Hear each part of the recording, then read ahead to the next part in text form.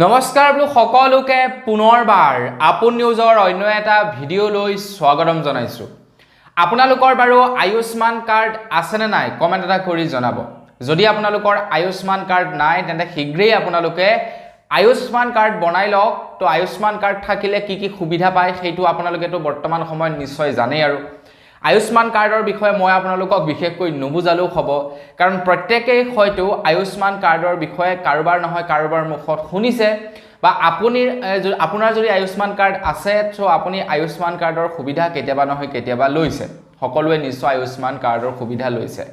তো মই আজি আপোনালোকক জনাম যে আপোনাৰ যদি আয়ুষ্মান কাৰ্ড আছে তেন্তে আপোনালোকৰ কাৰণে এতিয়া ভাৰতৰ ৰাষ্ট্ৰপতিয়ে এটা ভাল খবৰ ঘোষণা কৰিছে। তো সেই ভাল খবৰটোনো কি মই আজি আপোনালোকক তাৰ ওপৰতে জনাম। তো মই শ্ৰীপাঞ্জি গগৈ, আপোনালোকে চাই আছে আপোন নিউজ। আহক আৰম্ভ কৰোঁ আজিৰ ভিডিঅ'। তো যিসকলৰ আয়ুষ্মান কাৰ্ড আছে তেওঁলোকে এতিয়াই লাইক এটা কৰক আৰু ভিডিঅ'টো সকলোলৈকে শ্বেয়াৰ কৰি দিয়ক। আৰু যিসকলৰ নাই তেওঁলোকে চিন্তা কৰিব নালাগে, ৰেচন কাৰ্ডখন লৈ যদি চিকিৎসালয়লৈ যায় তেন্তে তেওঁলোকক বনাই দিব, যদিহে আপোনালোকৰ আয়ুষ্মান কাৰ্ড বনাই থোৱা নাই। তো বন্ধু বান্ধৱীসকল, এতিয়া আগবাঢ়িছোঁ আপোনালোকৰ ভাল খবৰটোৰ ফালে। আয়ুষ্মান কাৰ্ড থকা সকলৰ কাৰণেনো ভাৰতৰ ৰাষ্ট্ৰপতিয়ে কি ভাল খবৰ আপোনালোকৰ কাৰণে ঘোষণা কৰিছে।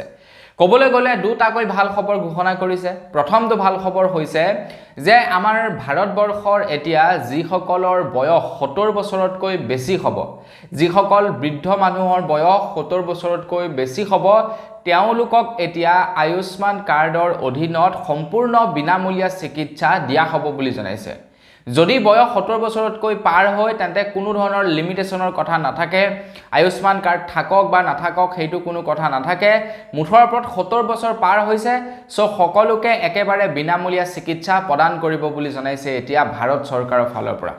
তো আপোনালোকৰ যদি আয়ুষ্মান আপোনালোকৰ ঘৰত যদি 70 বছৰতকৈ বেছি বয়সৰ মানুহ আছে তো তেওঁলোকে এতিয়া চিন্তাৰ প্ৰয়োজন নাই। চিকিৎসাৰ কাৰণে একেবাৰে বিনামূলীয়াকৈ চিকিৎসা কৰিব পাৰিব যদিহে 70 বছৰ পাৰ হৈছে। এইটো হৈছে প্ৰথমটো ভাল খবৰ। এতিয়া আগবাঢ়িছোঁ দ্বিতীয়টো ভাল খবৰৰ ফালে। বৰ্তমান সময়ত আপোনালোকে আয়ুষ্মান কাৰ্ডৰ জৰিয়তে কেৱল 5 লাখ টকাৰহে ফ্ৰী চিকিৎসা লাভ কৰিব পাৰে প্ৰত্যেক বছৰে।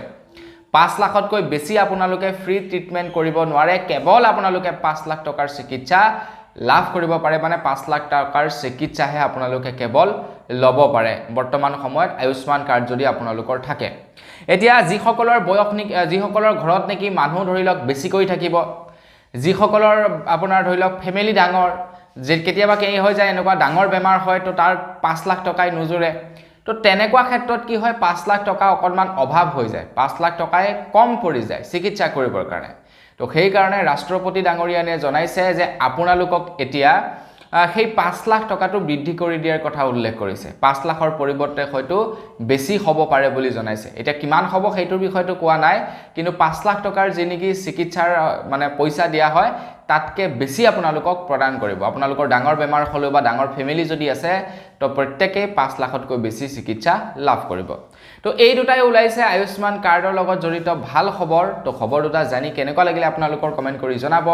যদি ভাল লাগিলে লাইক এটা কৰিব, চেনেলটো যদি ছাবস্ক্ৰাইব কৰা নাই ছাবস্ক্ৰাইবটো কৰি ল'ব। পুনৰ এটা ভিডিঅ' লগ পোৱাৰ খাতিৰত বিদায় মাগিছোঁ। ধন্যবাদ। জয় অসম।